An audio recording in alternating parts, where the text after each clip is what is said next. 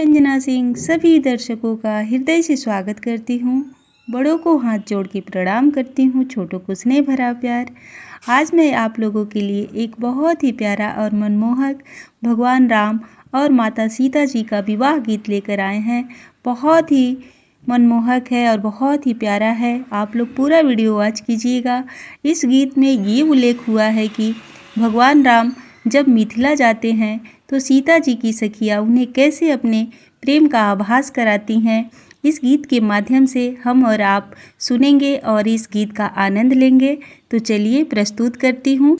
ए हमारी ओरिया हो हमारी ओरिया, ये हमारी ओरिया हो हमारी ओरिया, तनियाई रघुनाथ जी हमारी ओरिया, तनियाई रघुनाथ जी हमारी ओरिया, ये हमारी ओरिया हो हमारी ओरिया, ये हमारी ओरिया हो हमारी ओरिया, तनियाई रघुनाथ जी हमारी ओरिया, तनियाई रघुनाथ जी हमारी ओरिया। मिथिला में आई रौरा उधम मचवनी, मिथिला में आई रौरा उधम मचवनी, मनवा चोरवनी सबके बल जोरिया जी, मनवा चोरवनी सबके बल जोरिया, तनी आई रघुनाथ जी हमारी ओरिया, तनी आई रघुनाथ जी हमारी ओरिया।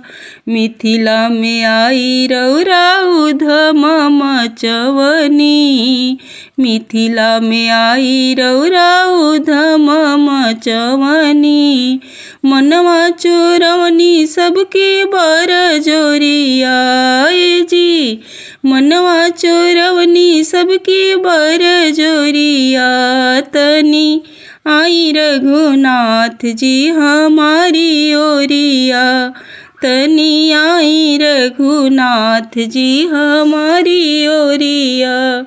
मोहनी के फंदा फेंकी सबके बंधनी, मोहनी के फंदा फेंकी सबका के बंधनी, रौरो बंधाई भी हो प्रेम डोरिया, रौरो बंधाई भी हो प्रेम डोरिया जी, रौरो बंधाई भी अब प्रेम डोरिया, तनियाई रघुनाथ जी हमारी ओरिया, तनियाई रघुनाथ जी हमारी ओरिया, ये हमारी ओरिया हो हमारी ओरिया, ये हमारी ओरिया हो हमारी ओरिया, तनियाई रघुनाथ जी हमारी ओरिया, तनियाई रघुनाथ जी हमारी ओरिया।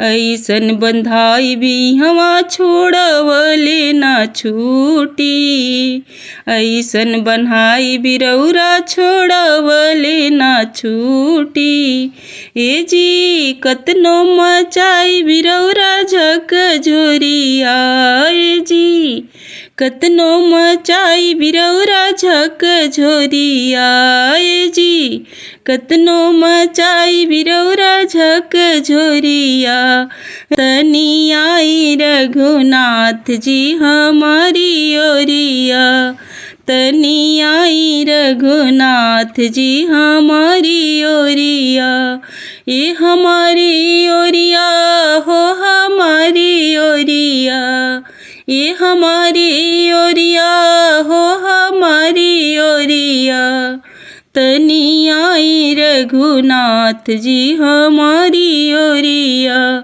तनी आई रघुनाथ जी हमारी ओरिया। हेमरी तो अगहन मासा शुक्ल पंचमी में, हमारी तो अगहन मासा शुक्ल पंचमी में, सिया जी के संगे होई गठ जोरिया जी, सीता जी के संगे होई गठ जोरिया, यारे हुई है सिया सिरा और गठ जोरिया,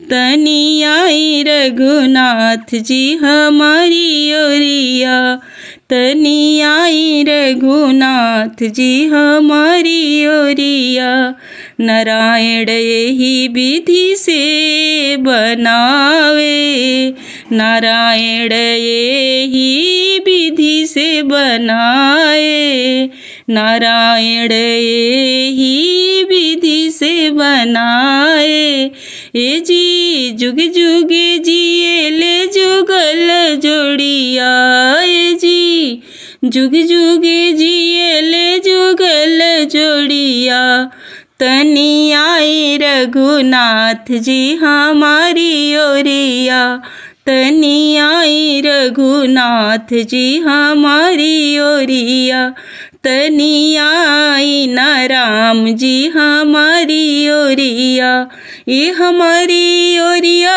हो हमारी ओरिया, ये हमारी ओरिया हो हमारी ओरिया, तनी आई रघुनाथ जी हमारी ओरिया, तनी आई रघुनाथ जी हमारी ओरिया, तनी आई रघुनाथ जी हमारी ओरिया, तनी आई रघुनाथ जी हमारी ओरिया।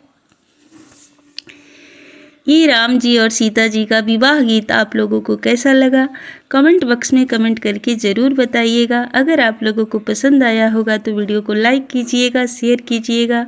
चैनल पे नए हैं तो चैनल को सब्सक्राइब कर लीजिएगा मेरे नए नए पारंपरिक गीत और मीठे मीठे भजन सुनने के लिए। फिर मिलते हैं ऐसे ही नए नए पारंपरिक गीत और मीठे मीठे भजन के साथ। तब तक के लिए सबको प्रणाम, सबको नमस्कार, राधे राधे, जय श्री कृष्णा, जय सिया राम।